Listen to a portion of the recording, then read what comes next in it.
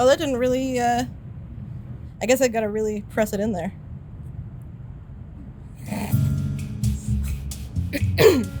I'm Arielle Johnson. I'm a flavor scientist. And today we're gonna make butter from start to finish.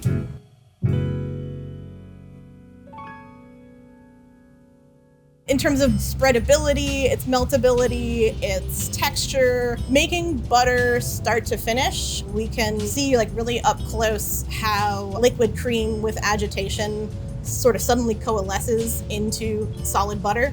Chemically and like metaphysically, there's nothing really exactly like it.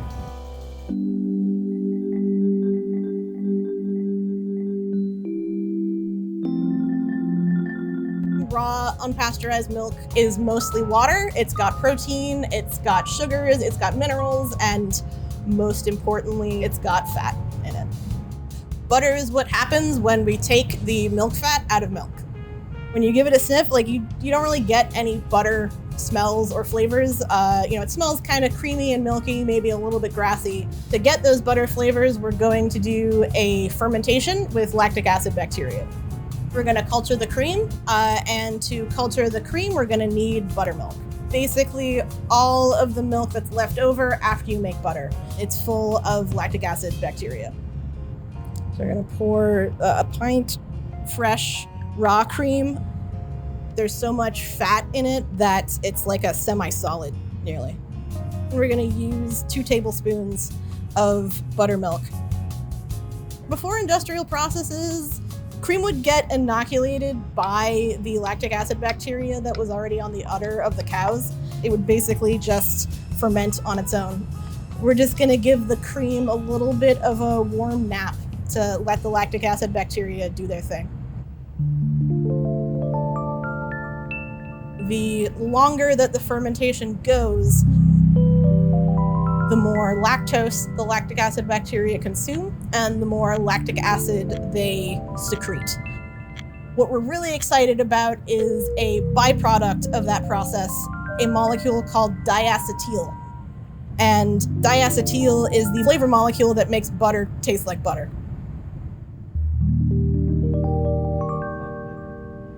I mean, I do this a lot, but like every time I'm still shocked at how much has been transformed. Lots of like really buttery notes, even just like a little bit of like a cheesy thing going on.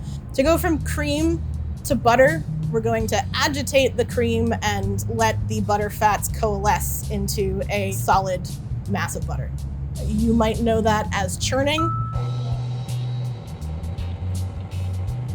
The fat that's in this cream is in the form of globules, and each fat globule has like a little cozy coat of protein around it to help keep them separate and suspended in the liquid of the cream.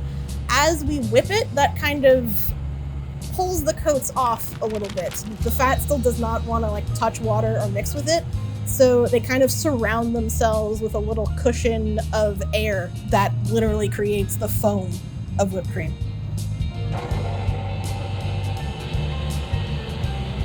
At this point, you can really see graininess in this whipped cream. So the fat globules have gotten big enough to stick together into like significant clumps. And then at that point, once they reach a certain size, they can no longer like stably make a mixture with the buttermilk, so it'll really split.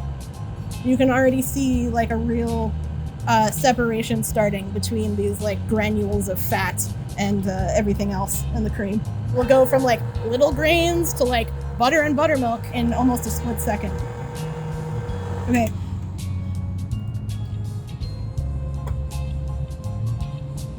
And we can actually see the watery buttermilk draining off of the butter curds. Whipped cream to grainy whipped cream to small butter granules to full-on butter at this point. This butter is much yellower than the cream that we started with. That happens for 2 reasons. All of those tiny little fat globules, they're so small, they actually scatter light. So they make the milk look white and opaque. Other part actually has to do with the diet of the cows. Cows mostly eat grass and other forage plants. Grasses have molecules in them called carotenes. Carotene molecules are bright yellow, sometimes orange. They are very soluble in fat and not good at dissolving in water. So once you churn the butter and separate the fat from the water, they go into the fat and turn the butter yellow.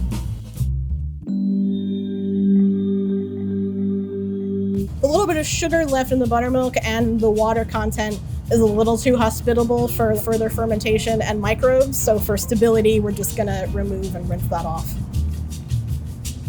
When you buy commercial buttermilk, you're very rarely getting the leftover milk from making butter. You're usually getting cultured milk that has had no role in butter making at all. You can use this as buttermilk in a recipe, you can drink it. You can also save it to inoculate your next batch of cream. It's a process called backslopping. We're gonna rinse the butter. I'm gonna use ice water for that just to keep the butter particles nice and firm.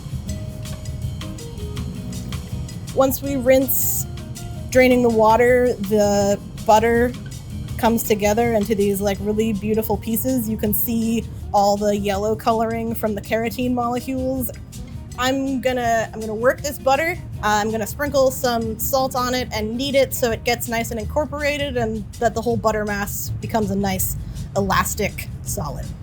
I am totally eyeballing the amount of salt here. The salt that we add to it is gonna dissolve in the small 10 to 15% of water that's still in the butter. And now that it's melting all over my hands, we can actually switch to these very cutting edge pieces of technology, butter paddles, to manipulate this slightly delicate state of butter. Depending on what style of butter you're making or what country you're in, you'll actually leave like different percentages of water. European butter famously has a lot less water in it than American butter, and more fat. I mean, and you can see, like, the more that I work it, fewer pockets of water we have and like the overall creamier texture we get. It is hard work to make butter, but the payoff in flavor and texture is uncomparable. What do you think? Is that butter? I think that's butter. I think we got butter.